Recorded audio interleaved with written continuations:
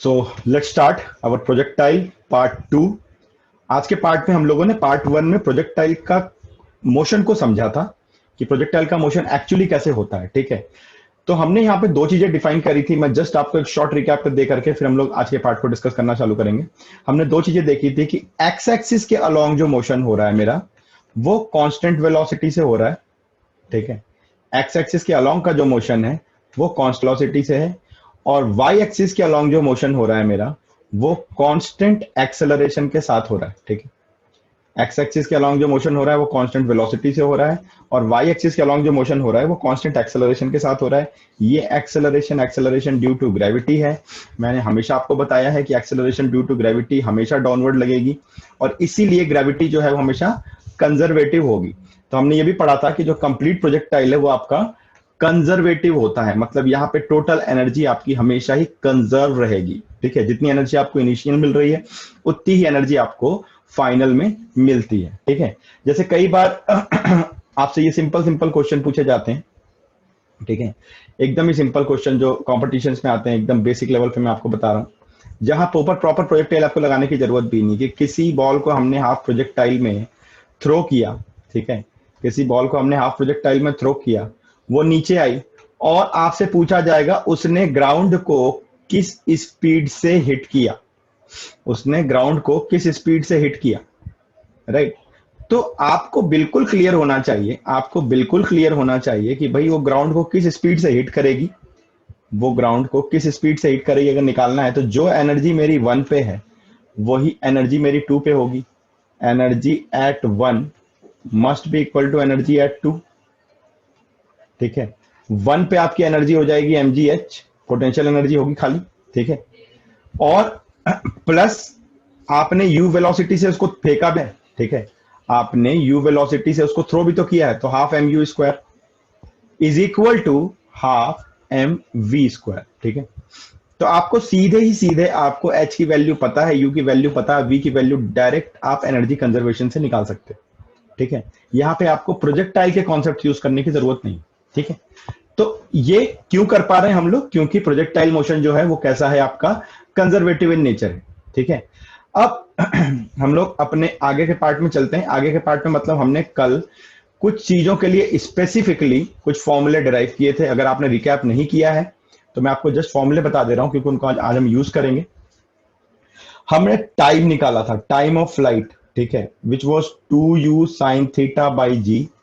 u आपकी initial velocity है, theta आपका इंक्लिनेशन है। ठीक है, तो टाइम ऑफ फ्लाइट मतलब इनिशियल से लेकर के फाइनल। अच्छा, what is initial, what is final, ये बहुत बड़ा सवाल है। ठीक है, what is initial, what is final. हम सिस्टम की बात कर रहे हैं। जब तक मेरा सिस्टम आइसोलेटेड है, इस चीज को ध्यान रखना है, फिजिक्स में बहुत इंपॉर्टेंट चीज है। जब तक मेरा सिस्टम आइसोलेटेड है, ठीक है, जब तक मेरा सिस्टम आइसोलेटेड है, उस सिस्टम के अंदर ही हम इनिशियल और फाइनल की बात करेंगे। ठीक है, कैसे, मैं अभी आपको अपने स्टेटमेंट का मतलब समझाता हूं कि मैंने यहां पे u वेलोसिटी से इसको थ्रो किया। ठीक है, और टाइम ऑफ फ्लाइट मतलब जो फाइनल पोजीशन, जस्ट ग्राउंड को हिट करने के पहले तक की पोजीशन, या आप ये बोल सकते हो कि वो पोजीशन जब वो जस्ट ग्राउंड पे आके बस टच करने ही वाला है या जस्ट टच किया है। ठीक है, इसके बाद क्या होता है, जैसे ही ये ग्राउंड से पूरा टकराता है, तो आपको पता है टकराना यानी कि कोलिजन एक अपने आप में फिजिकल फिनोमिना है। तो यहां से ना फिर कॉन्सेप्ट चेंज हो जाते हैं। इसीलिए जब भी हम इनिशियल फाइनल कहीं पे भी, नॉट ओनली इन प्रोजेक्टाइल, कहीं पे भी जब हम ये इनिशियल और फाइनल वर्ड यूज करते हैं, तो इसका हमें बहुत ध्यान रखना पड़ता है कि what is the meaning of initial, what is the meaning of final. तो जब तक मेरा सिस्टम अलूफ वे में, ठीक है, अकेला आइसोलेटेड कंडीशन में स्टडी हो रहा है, उसी कंडीशन का इनिशियल फाइनल।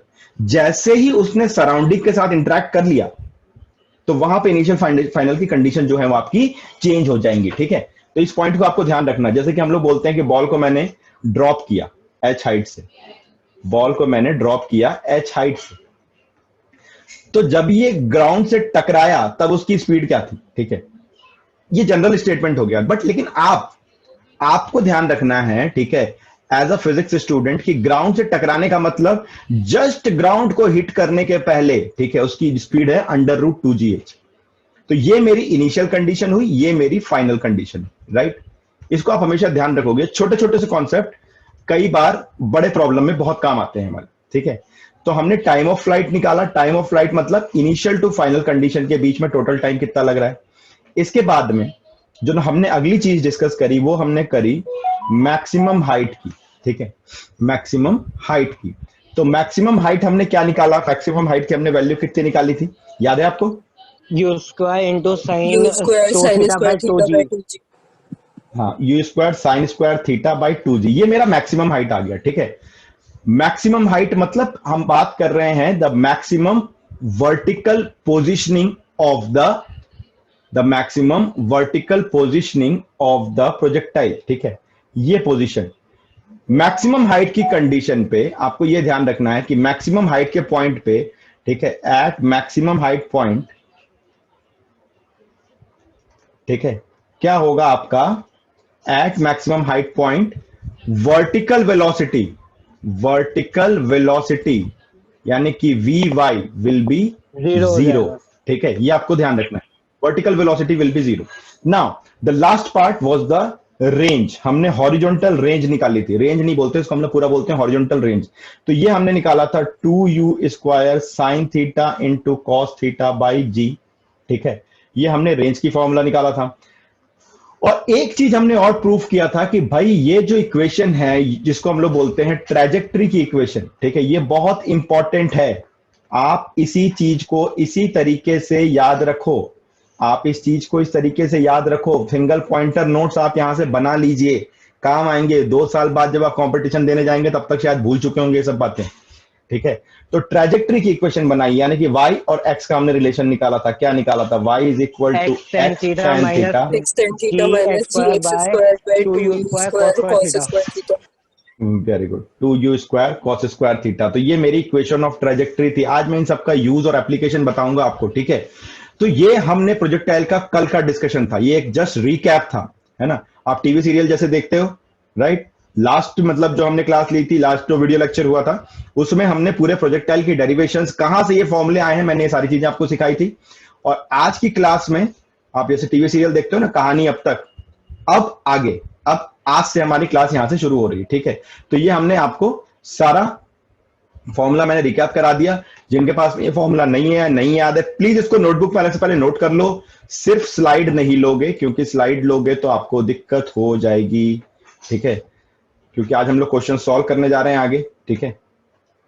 ओके, चलो आगे चलते हैं। तो अब हम लोग बात करते हैं क्वेश्चंस के फॉर्म में, हम लोग समझने की कोशिश करेंगे, लेकिन उसके पहले मैं आपको एक अलग ही प्रोजेक्टाइल की चीज समझाता हूं, बहुत ही यूनिक चीज। ये यूजुअली आपको आपकी एनसीईआरटी लेवल की बुक्स में नहीं मिलेगा, ठीक है। देखो, प्रोजेक्टाइल को अगर आप ध्यान से देखोगे, ठीक है, तो अलग अलग मैं अगर एंग आता जाऊं, ठीक है, देखो ये प्रोजेक्टाइल का एक फॉर्मेट आपको दिख रहा है, ठीक है, अलग अलग आपको प्रोजेक्टाइल दिख रहे हैं, ठीक है। अब आप देखो, ये एक प्रोजेक्टाइल है, ठीक है, इसका एक एंगल होगा, राइट। दूसरा प्रोजेक्टाइल ये है, इसका एक एंगल होगा। तीसरा प्रोजेक्टाइल ये है, इसका एक एंगल होगा, ठीक है। चौथा प्रोजेक्टाइल ये है, ठीक है, इसका अपना एक एंगल होगा।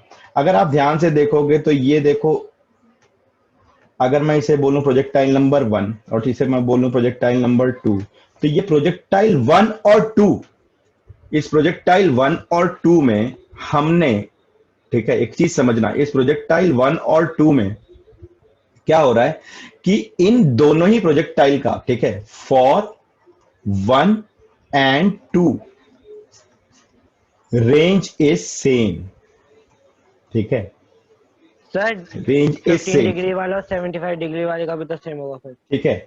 हाँ, रेंज इज सेम, राइट, ठीक है, और रेंज इज सेम। अब यहां पे कोई एक चीज और भी कॉमन होनी चाहिए। क्या कॉमन होनी चाहिए? वो है आपकी इनिशियल वेलोसिटी। मैंने सबको अगर सेम वेलोसिटी के साथ में थ्रो किया, इनिशियल वेलोसिटी सारे ही प्रोजेक्टाइल की, जितने भी आपको प्रोजेक्टाइल दिख रहे हैं, सारे ही प्रोजेक्टाइल की इनिशियल वेलोसिटीज भी सेम है। अब सारे ही प्रोजेक्टाइल का आपको देखो एंगल भी यहां पे दिया हुआ है, 15 degree, 30 degree, 45 degree, 60 degree, 75 degree. तो मैंने क्या बताया आपको, 1 और 2 का रेंज सेम है, ठीक है। अच्छा, इसके बाद में हम लोग और प्रोजेक्टाइल देखते हैं। इसको मैं नाम देता हूं 3, ठीक है। जब सबसे नीचे 15 डिग्री वाला है 3, और 75 वाले डिग्री वाले को मैं देता हूं 4, ठीक है। तो इसके नॉमेनक्लेचर से हम देखें तो 4, 3 and 4 again range is same, horizontal range इनका सेम है, इनकी इनिशियल वेलोसिटी भी सेम है। ये जो आपको डायग्राम दिख रहा है, ये जो आपको ग्राफ दिख रहा है, इसमें हमने इनिशियल वेलोसिटी भी सेम रखी है। तो आप अगर ध्यान से देखेंगे, ठीक है, आप अगर ध्यान से देखेंगे, किन दो प्रोजेक्टाइल का रेंज सेम हो रहा है, वो प्रोजेक्टाइल अगर इनिशियल वेलोसिटी सेम है, ये कांस्टेंट कंडीशन हमने अप्लाई कर दी यहां पे, इनिशियल वेलोसिटी सेम की कांस्टेंट कंडीशन हमने यहां पे अप्लाई कर दी, इसमें दिमाग नहीं लगाना हमें अब। तो ऐसे कौन से दो प्रोजेक्टाइल हैं जिनकी रेंज सेम होगी अगर इनिशियल वेलोसिटी सेम है? तो the projectiles whose angles are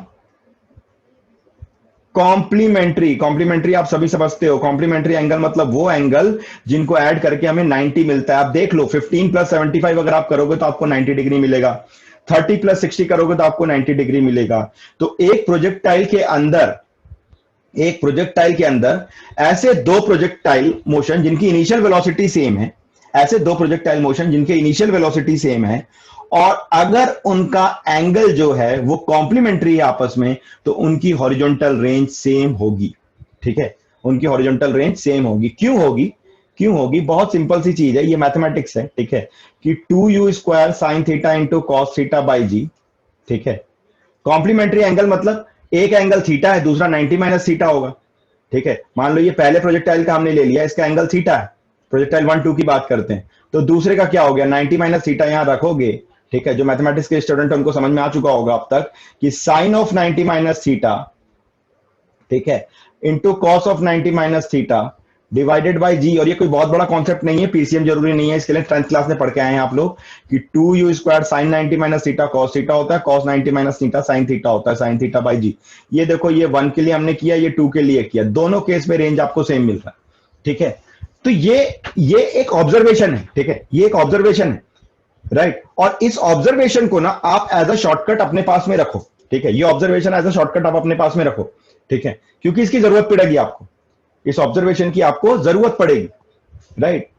ताकि आपको कई बार ऐसे क्वेश्चन बहुत मतलब झटके में पूछ लिए जाते हैं नीट वगैरह में, ठीक है, मेंस वगैरह में, और उस समय अगर ये ऑब्जर्वेशन आपको नहीं पता, ठीक है, इसी को हम लोग सिंगल लाइन और नोट्स बोलते हैं, इसको सिंगल लाइन में नोट करके रखो। ये कहीं ना कहीं बड़े क्वेश्चन में बहुत बड़ा रोल प्ले करेगा, ये काम में आएगा हमें, right. Now let's see this is again the discussion. आप इसको क्वेश्चन मत समझो, ये डिस्कशन के पार्ट है। आपको दो प्रोजेक्टाइल दिया गया है, आपको बोल रहा है दोनों की मैक्सिमम हाइट सेम है, ठीक है, दोनों का जो मैक्सिमम हाइट है HM1 और HM2, ठीक है, ये सेम है। और आपसे पूछ रहा है, डिस्कस कर रहा है वो आपसे किसके में, टाइम ऑफ फ्लाइट के बारे में, ठीक है, टाइम ऑफ फ्लाइट के बारे में बोल रहा है कि अगर मान लो दो प्रोजेक्टाइल को हमने अलग अलग एंगल से फेंका है, ठीक है, और उनका मैक्सिमम हाइट सेम है, तो टाइम ऑफ फ्लाइट के बारे में आपसे कमेंट मांग रहा है कि टाइम ऑफ फ्लाइट किसका कम होगा, किसका ज्यादा होगा, ठीक है।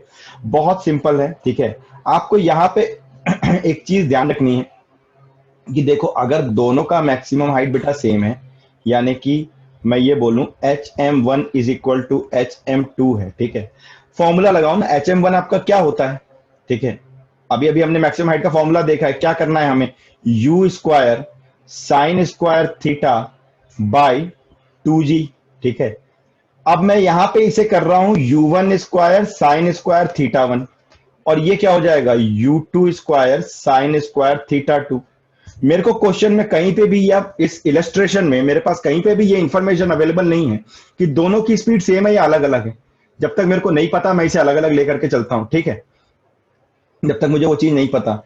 तो इसका मतलब क्या हुआ, ये कैंसिल हुआ, तो मेरा मतलब क्या हुआ, u1 sin theta 1 is equal to u2 sin theta 2, right. अगर दोनों साइड आप स्क्वायर रूट लेते हो तो, और अगर मैं इसे 2 से मल्टीप्लाई कर दूं दोनों साइड, और इसके बाद में अगर इन दोनों को g से डिवाइड कर दूं, तो ये क्या हुआ, मेरा time of flight of 1 must be equal to time of flight of 2, ठीक है। इसका मतलब दोनों का टाइम ऑफ फ्लाइट क्या होगा, सेम होगा, दोनों का टाइम ऑफ फ्लाइट सेम होगा, ठीक है। In the same question, in the same question हम एक और डिस्कशन यहां से कर सकते हैं कि अगर आपको मैक्सिमम हाइट सेम बोल रहा है, या कि u1 sin θ1 is equal to u2 sin θ2, ठीक है। अब देखो आपका क्या बोल रहा है कि θ1 है ना, θ1 जो है is less than θ2, θ1 is less than θ2, right. θ1 की जो वैल्यू है वो θ2 से लेस है। तो आप क्या बता सकते हो कि साइन अगर मैं दोनों साइड लूं तो sine θ1 will be less then sine θ2, ऐसा होगा क्या? बिल्कुल होगा, ठीक है। तो इसका मतलब अगर मैं यहां से बोलूं कि देखो साइन θ1 की वैल्यू साइन θ2 से लेस है, साइन θ1 की वैल्यू साइन θ2 से लेस है, तो आप u1 और u2 का भी रिलेशन निकाल सकते हैं। आप u1 और u2 का भी रिलेशन निकाल सकते हैं। क्या हो जाएगा u1 u2 का रिलेशन? जस्ट उल्टा हो जाएगा, u1 will be greater than u2, ठीक है। ध्यान से देखो आप, यहां पे इनइक्वालिटी के लॉ रख लगा, कुछ नहीं लग रहा है, सिंपल मैथ सबको आती है इतनी, ठीक है भाई। मेरे को ये दोनों नंबर मल्टीप्लाई में है, ठीक है, a और b, a1 b1 is equal to a2 b2। अगर मेरा मान लो b1 ग्रेटर है b2 से, तो डेफिनेटली a1 स्मॉलर होगा a2 से, तभी तो मल्टीप्लाई करके इक्वल होंगे वो, ठीक है। तो यही ऐसा ही कुछ कॉन्सेप्ट यहां पे भी लग रहा है। तो आप यहां पे ये चीज देख सकते हो कि साइन θ1 साइन θ2 है, तो आपका जो u1 होगा वो ग्रेटर होगा u2 से। इस तरह के भी कोरिलेशन आपसे पूछे जा सकते हैं सेम क्वेश्चन में, राइट।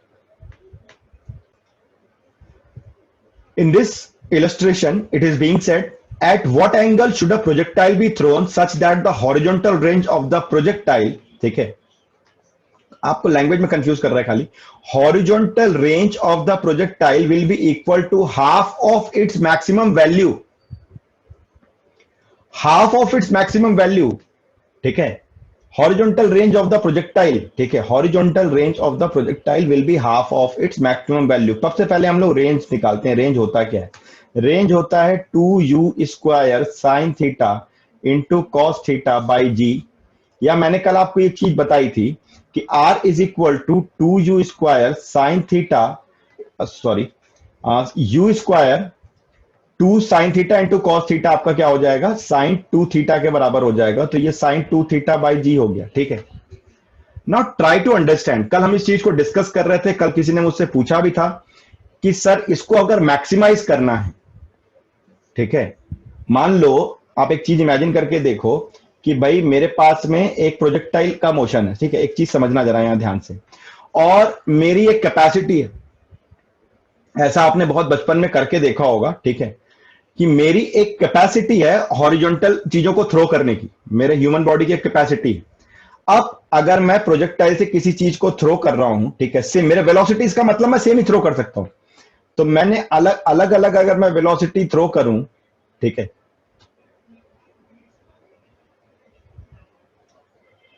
तो क्या हो जाएगा, मेरी रेंज बढ़ती जाएगी ना, जैसे जैसे मैं एंगल कम करता जाऊंगा। हर जगह मेरे यू की वैल्यू सेम है, यू की वैल्यू अगर मेरी सेम है तो मेरी रेंज बढ़ती जाएगी ना। यही हमने थोड़ी देर पहले ग्राफ में भी देखा था। 15 डिग्री पे अगर हम लोग कर रहे हैं तो बहुत ज्यादा रेंज मिल रही है, हाँ ठीक है, कॉम्प्लीमेंट्री एंगल की रेंज सेम मिलेगी, वो अलग है। लेकिन आपको ये बताओ कि रेंज तो बढ़ेगी ना, जैसे जैसे मैं एंगल कम करता जाऊंगा मेरी रेंज बढ़ती जाएगी, ठीक है।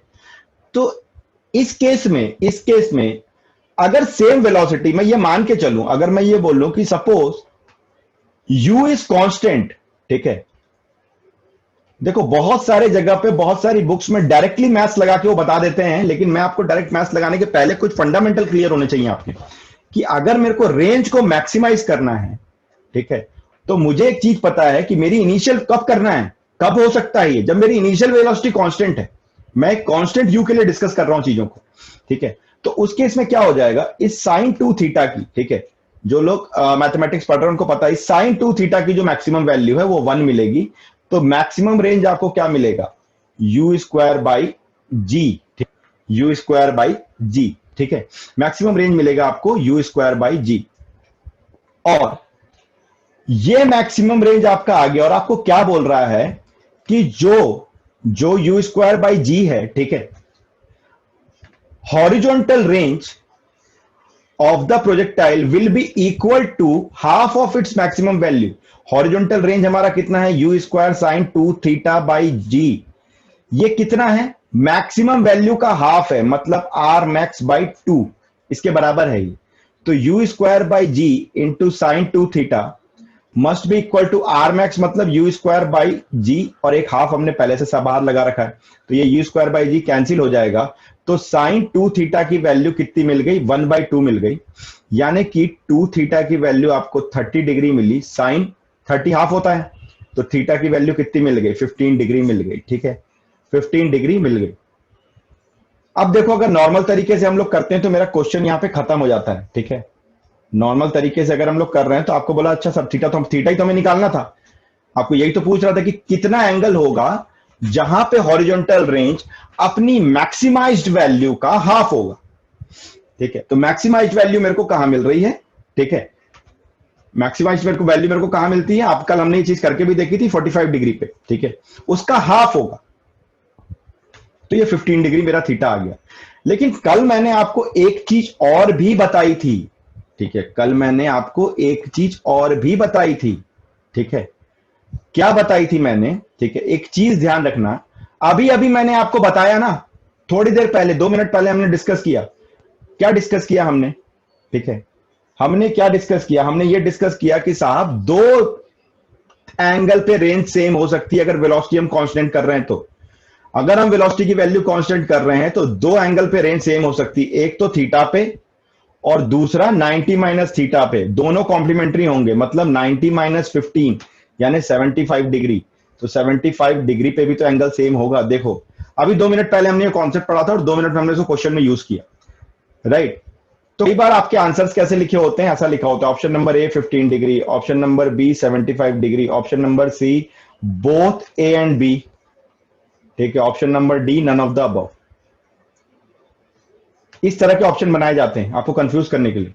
अगर ये छोटा सा कॉन्सेप्ट कि दोनों दो ऐसे एंगल जिनकी वेलोसिटी कांस्टेंट हो और वो कॉम्प्लीमेंट्री हो तो उनकी रेंज सेम होती है, अगर ये आपने कॉन्सेप्ट छोड़ दिया, 15 पे टिक मार के आगे, आपका नेगेटिव में चला जाएगा नंबर. ठीक है, so this is the basic concept जो हमने 2 मिनट पहले पढ़ा था, उसको यूज किया.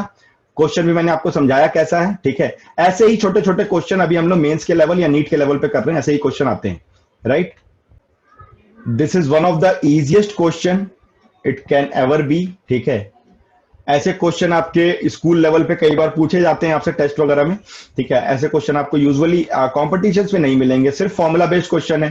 थीटा की वैल्यू आपको दे रखा है 30 डिग्री, यू की वैल्यू आपको दे रखा है 30 मीटर पर सेकंड, आपसे रेंज पूछ रहा है जो कि होता आपका u square sine 2 theta by g, आपसे टाइम ऑफ फ्लाइट पूछ रहा है जो होता है आपका 2u sine theta by g, आपसे मैक्सिमम हाइट पूछ रहा है जो होता है आपका u square sine square theta by 2g. ठीक है, तो इन तीनों में आपको सिर्फ फॉर्मूला बेस्ड क्वेश्चन है, वैल्यूज पुट करनी है, आंसर निकालना है. ठीक है, तो इसको मैं आपके लिए छोड़ दे रहा हूं, आप इसको बस स्क्रीनशॉट ले लो. ठीक है, और see a bullet of muzzle velocity 100 meter पर second to be shot at a target 30 meter away. Right, in the same horizontal line, how high the target must the rifle be aimed so that the bullet will hit the target. आपको पता है अगर आप थोड़ी दूर से अगर गोली चला रहे हो तो डेफिनेटली गोली का अपना कुछ वेट होगा जिसके कारण वो प्रोजेक्टाइल मोशन करेगी. ठीक है, सपोज करो आपने टारगेट रखा है ना, और इस टारगेट के सामने आपने, ये आपका टारगेट है, तो अगर मान लो एकदम टारगेट पे आप हिट करते हो तो थोड़े से प्रोजेक्टाइल के कारण वो नीचे गोली चली जाएगी.